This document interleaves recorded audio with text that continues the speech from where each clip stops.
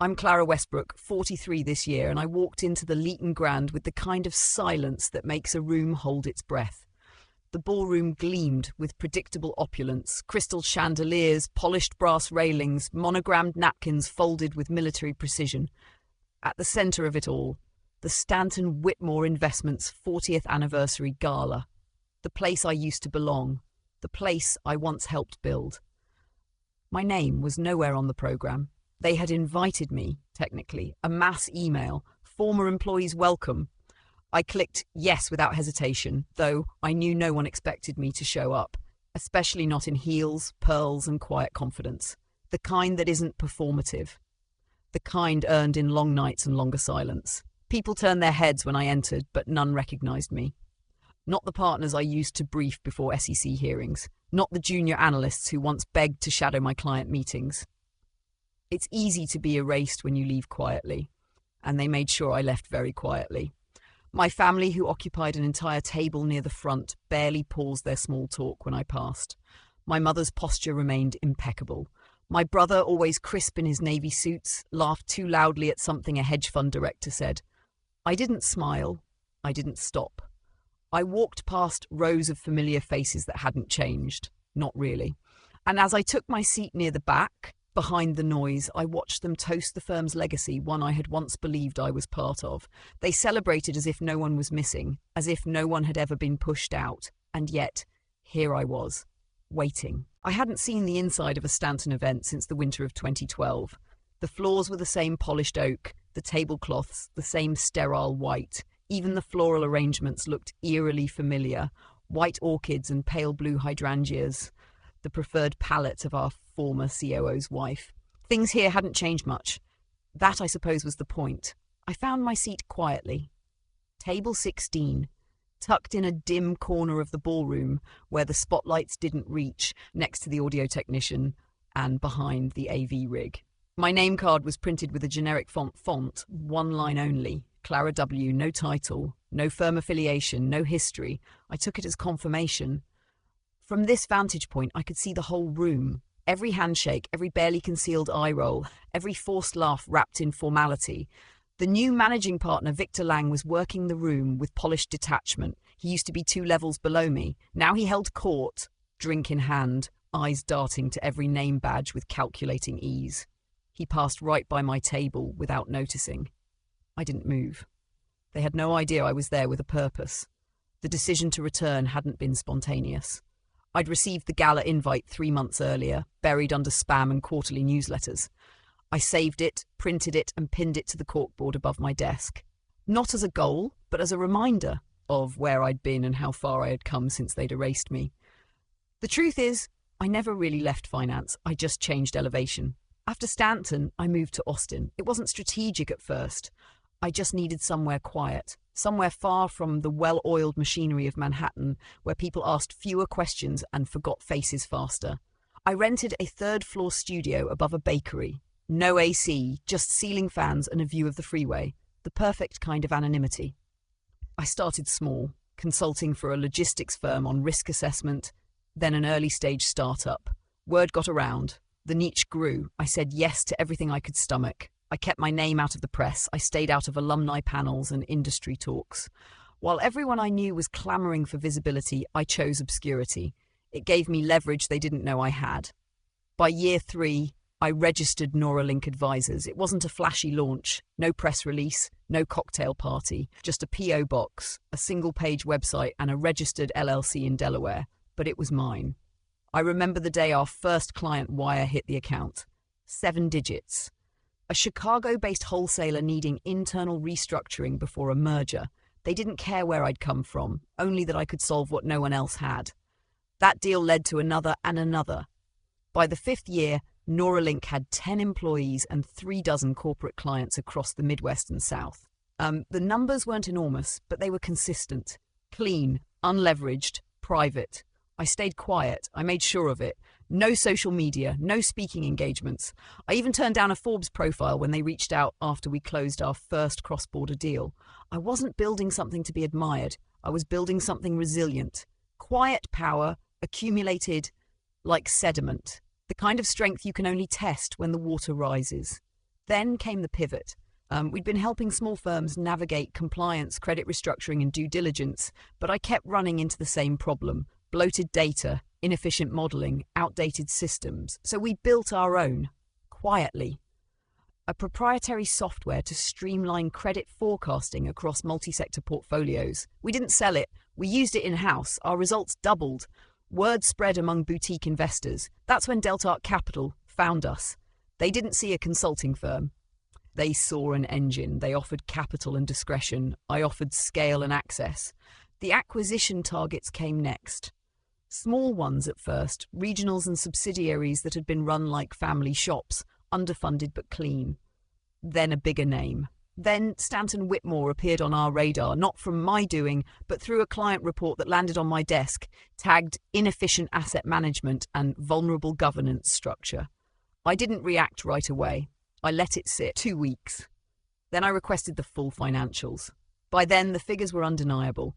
Stanton was solid on the surface but rotting underneath.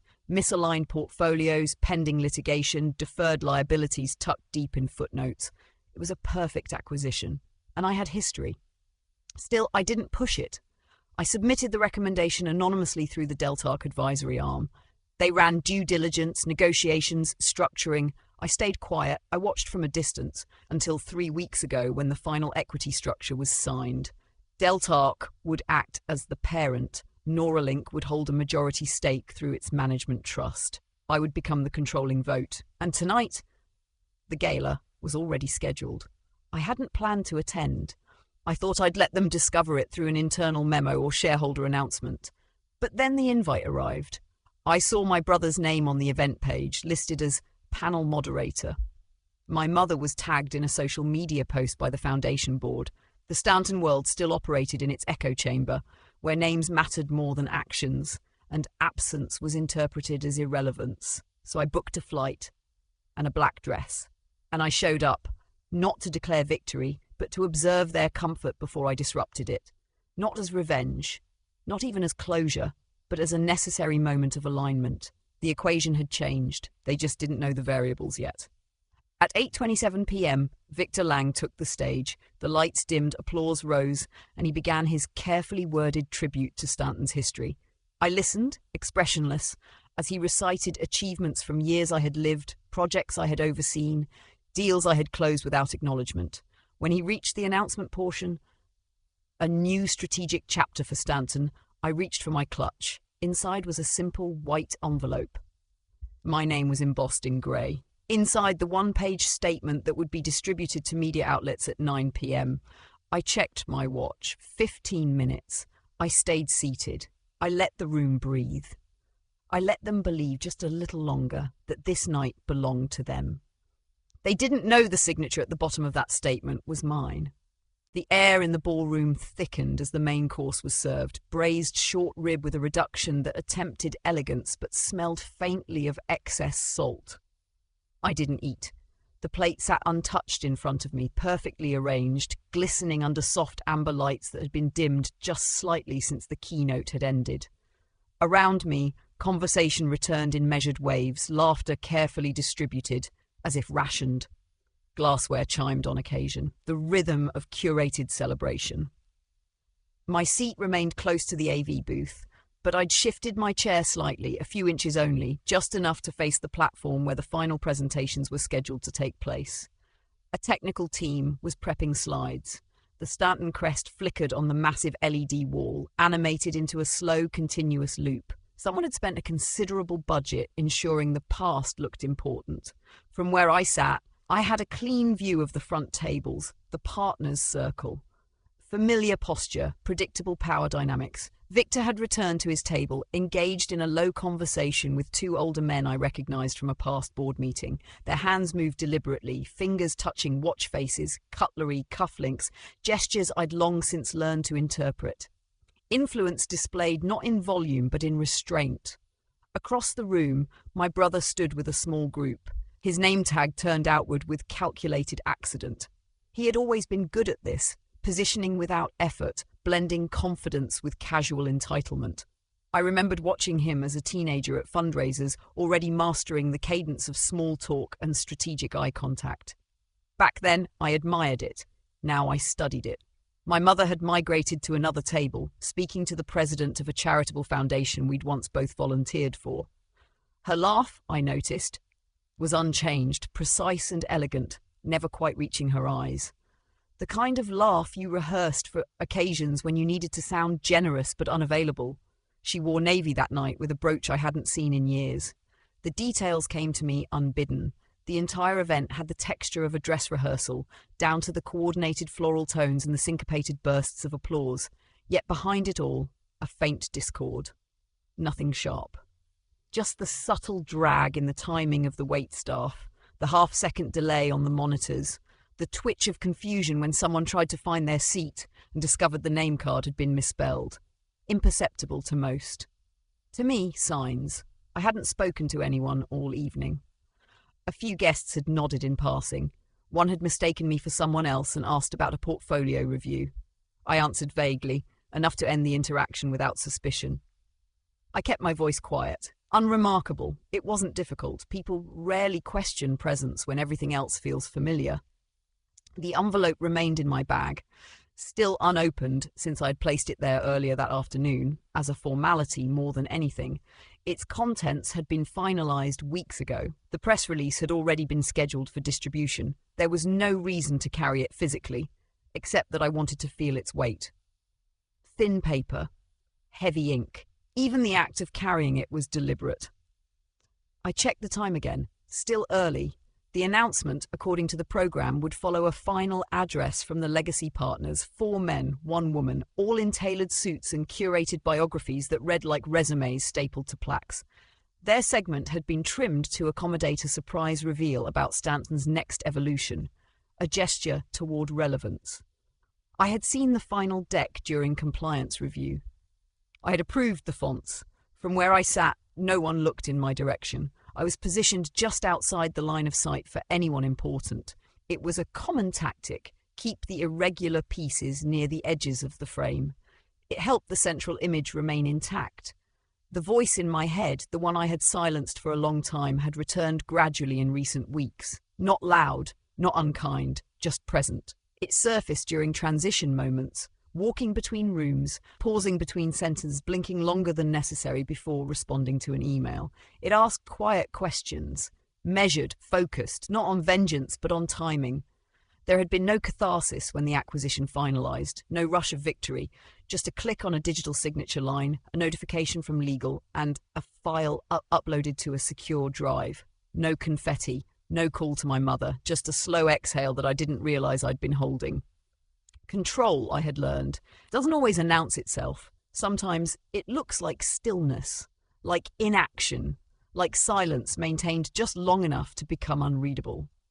I glanced once more toward the platform. A technician adjusted a microphone. The woman handling the transition slides, young, focused, flipped through the deck on her tablet, confirming each title slide matched the schedule. Her fingers moved quickly. I recognized the rhythm, the calm before someone else's spotlight. They were almost ready. At my table, a waiter refilled my water glass without asking. He moved efficiently, without eye contact as trained. A few droplets slipped over the edge of the glass, collecting in a ring near the base. I left it untouched. Elsewhere in the room, the lighting shifted. Slightly dimmer now, but warmer. Cameras repositioned. The final sequence approaching. No one questioned my presence. No one asked why a woman sitting alone, saying nothing, eating nothing, dressed in quiet tones and watching everything, was here at all. They simply assumed she belonged to someone, that she was someone's guest, or assistant, or plus one. It was easier that way. It always had been. I folded my hands in my lap still.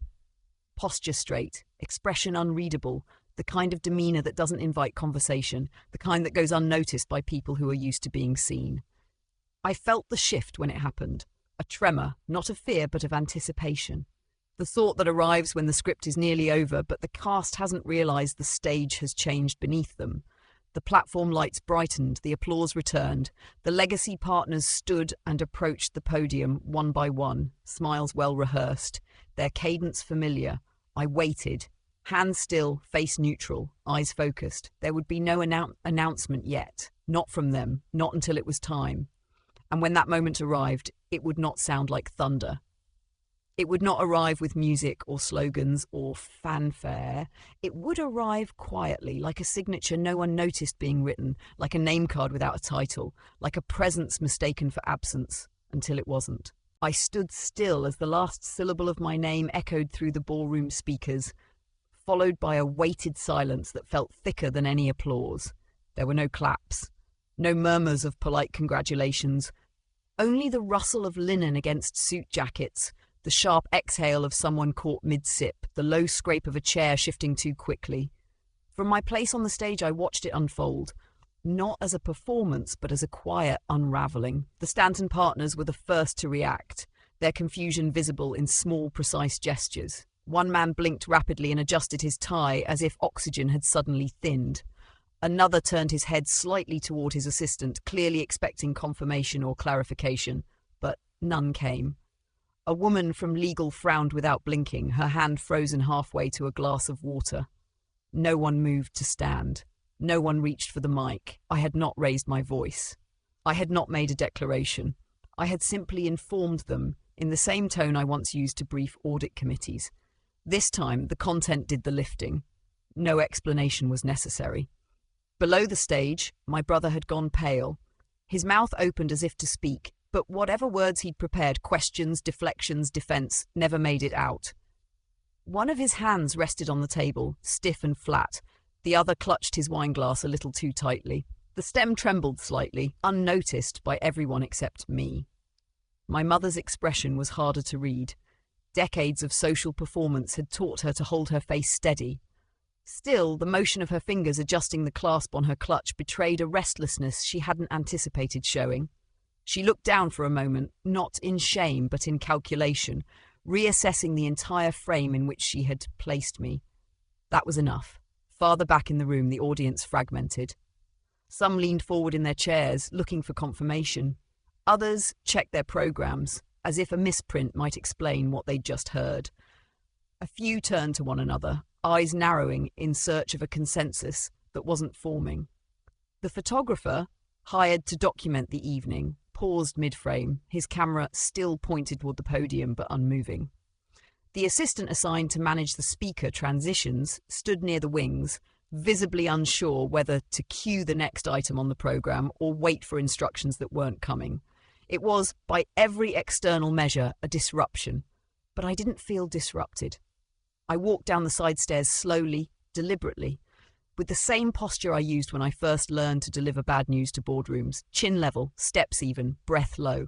I didn't make eye contact. I didn't scan the room. I didn't need to. People moved for me, some instinctively. Others with hesitation, unsure whether I was staff or strategy. The uncertainty was useful.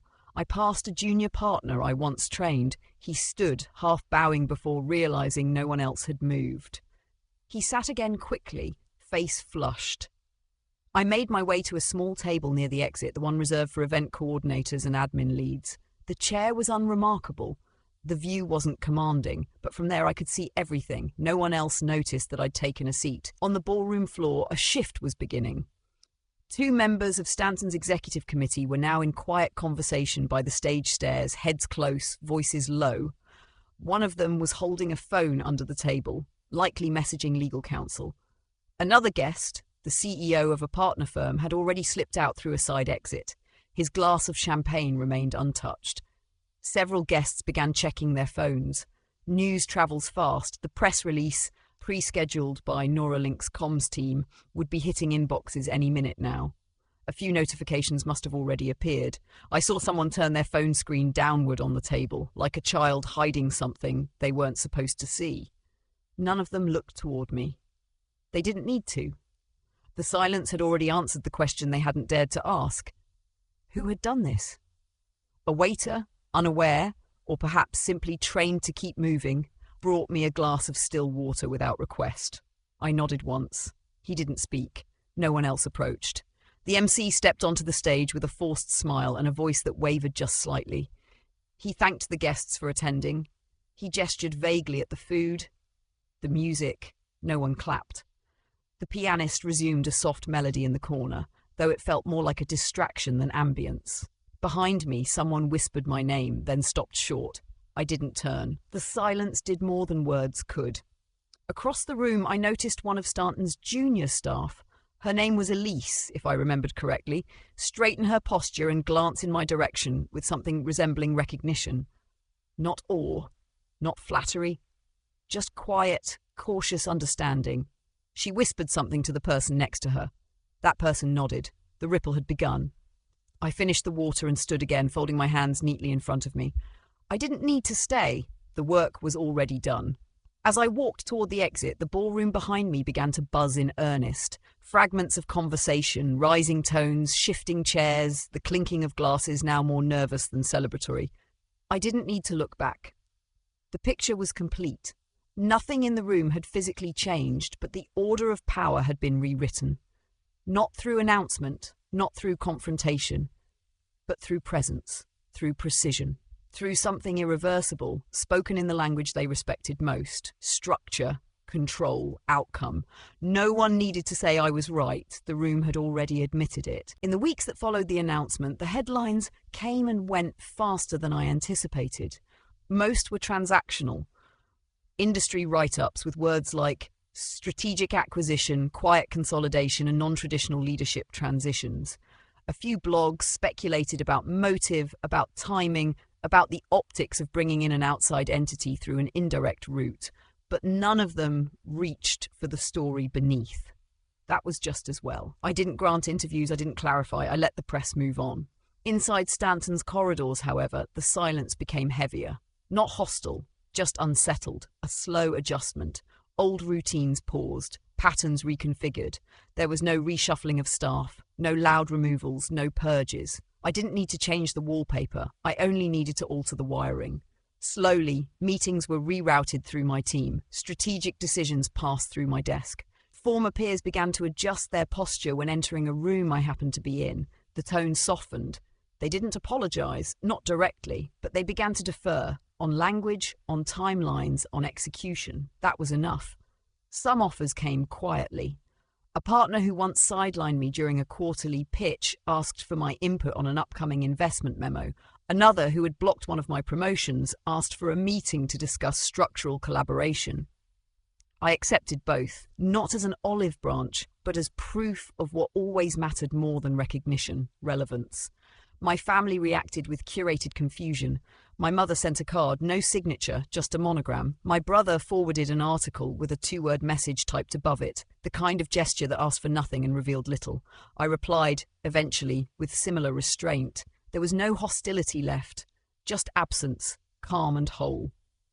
At Neuralink, things moved with greater clarity. Staff who had once referred to our acquisitions team in whispers now asked for project assignments without hesitation. New resumes arrived daily. Analysts, former colleagues, consultants looking to shift into quieter waters. We reviewed them one at a time. Not with pride, just precision. One afternoon, a man from a firm I used to envy requested a private meeting. He asked about our internal modeling software. He wanted to license a version of it. We didn't even have a licensing division. I thanked him for his interest. My team prepared the documents within a week. Meanwhile, invitations began to arrive. A speaking engagement in DC at a compliance symposium, a request to sit on the advisory board of a national Women in Finance initiative, a business school class seeking a guest mentor. The tone of each note was professional, deferential, almost overcorrected. I accepted selectively, not to be seen, but to choose when and where I was willing to be visible. At one conference, I stood in the back of the room as a former Stanton director quoted a Neuralink case study without realizing the founder was 5 feet away. I didn't correct him. Afterward, I left without collecting the badge they had prepared. Recognition, when it came, never arrived in a straight line. It surfaced instead in smaller ways. In a junior analyst who sent an unsolicited thank you note after our first team briefing. In a client who signed a 3-year renewal without negotiation. In a letter from a former associate I had once mentored in silence, now thriving in a firm that once dismissed her entirely. There were offers to sell, of course, to merge, to absorb, to IPO. My legal team handled the responses. Most of them ended in silence. I began spending more time at our Denver office. The air felt quieter there, the altitude useful. The team younger, more fluid, less attached to hierarchy. I hosted fewer meetings. I listened more. The shape of my role had changed again, and I let it. One evening, while reviewing a proposal for a multi-region advisory mandate, I caught a familiar name among the listed executives. A man I hadn't seen since the week I left Stanton. Back then, he had avoided eye contact in the elevator, too careful to be caught in proximity to someone whose exit had already been decided. Now his name sat beneath mine on an org chart. I closed the file. There was no need to return that call. Instead, I turned my attention to a different document, an internal project proposal drafted by two analysts just 6 months into their tenure. It was rough, unpolished, but full of questions no one at Stanton would have dared to ask. I marked 3 sections for follow-up. In red, outside, the city was quiet. Late winter had coated the skyline in frost. I didn't mind the cold anymore. I had stopped chasing comfort in temperature long ago. I no longer wore the same suits I used to wear. My posture had changed. My voice, too, slower now, clipped only when necessary. My presence in rooms no longer needed introduction. Most meetings began with silence, then movement. At the next board review, I requested a change in the quarterly format, fewer slides, more decisions, less theatre. It was approved without comment. A few weeks later, I received an envelope from the Department of Commerce. A policy committee had nominated me for a review panel on sustainable corporate governance. I hadn't asked for it, but I understood the subtext. They were beginning to pay attention to people who didn't look like the usual blueprint. I accepted. Quietly. And then I went back to work. The invitation arrived printed on cream cardstock, the lettering embossed in deep navy ink, understated but intentional. It came from my alma mater, Wharton, where I had once sat in the back rows of lecture halls, quietly absorbing formulas about capital markets and case studies about leadership I couldn't relate to. They were hosting a leadership symposium this spring. The theme loosely centered around resilience in modern enterprise. My name was listed among the keynote speakers. I let the card sit on my desk for 3 days before responding. When I arrived on campus, the buildings felt smaller than I remembered, or maybe I'd just grown into myself. The auditorium was lined with sleek lighting and polished wood panels. A technician clipped a mic discreetly to my collar and handed me a small remote for the slide deck. I didn't use it. The room filled gradually. Students in structured blazers, faculty in tidy rows, a few reporters sitting toward the back, tapping their screens with silent urgency. I didn't prepare a script. Instead, I walked to the lectern and waited a few seconds longer than expected before speaking. It wasn't for effect. I simply wanted to breathe the moment in without rushing through it. I didn't tell them everything. I didn't speak of the final meeting before I was pushed out of Stanton. I didn't mention the internal emails that circulated quietly, undermining my position while pretending to support it. I didn't recount the moment my name was removed from a deal I had originated. That wasn't the point. Instead, I spoke of systems, of how organizations are built to reward visibility, not always substance, of how quiet competence can be misread as lack of ambition, and how absence of noise doesn't imply absence of value. I talked about rebuilding, not from vengeance, but from clarity, about what happens when you stop chasing approval and begin designing systems that don't require it. They listened. Afterward, a few students waited to speak with me. One handed me a folded piece of paper with her name and a single sentence, "Your story made me feel seen." Another asked if I'd consider mentoring their startup team. I gave no commitments. I thanked them for their words. That night, back at my hotel, I sat by the window overlooking the river. The city moved below me, steadily, without spectacle. I remembered how often I had wondered in those early years if any of this would be worth it. The quiet sacrifices, the long pauses, the steady climb with no applause. The next morning, an email from a faculty member arrived. They wanted to include excerpts of my talk in an upcoming publication, not as a case study, but as a personal reflection. They titled it "The Architecture of Quiet Power." I smiled at the phrase, then forwarded it to my team. I didn't need to keep it for myself. Later that week, I received a handwritten letter from one of Stanton's younger associates. She wrote about how the culture had shifted, subtly but tangibly, since the transition, how meetings now included voices that once remained silent, how she felt for the first time that there was a path forward for people who didn't fit the usual mold. She ended the letter by saying she hoped to stay and grow, not because she had to, but because she wanted to. That, more than any press release or market headline, told me something had landed where it mattered. I've stopped keeping track of milestones. I don't measure progress in titles or proximity to power anymore. Instead, I pay attention to what holds, what lasts, what changes. Not in headlines, but in hallways. There is a different kind of peace in knowing that what once tried to reduce you has become the ground beneath your feet. And sometimes the quietest form of justice is simply continuing, without explanation, without apology, and without the need to look back. Sometimes the most powerful shifts happen without applause. Not in headlines, not in boardrooms, but in the quiet moments when someone finally stops asking for permission to belong. Clara's story isn't just about business. It's about what happens when you choose to keep building even after the doors close behind you, about the patience it takes to grow roots in silence, and the clarity that comes from being underestimated long enough to realize you never needed their validation to begin with. In a world that often rewards visibility over substance, it's easy to believe that value must be loud to be real. But maybe strength looks different than we were taught. Maybe it's not about proving them wrong, but about proving to yourself that you were right to begin with.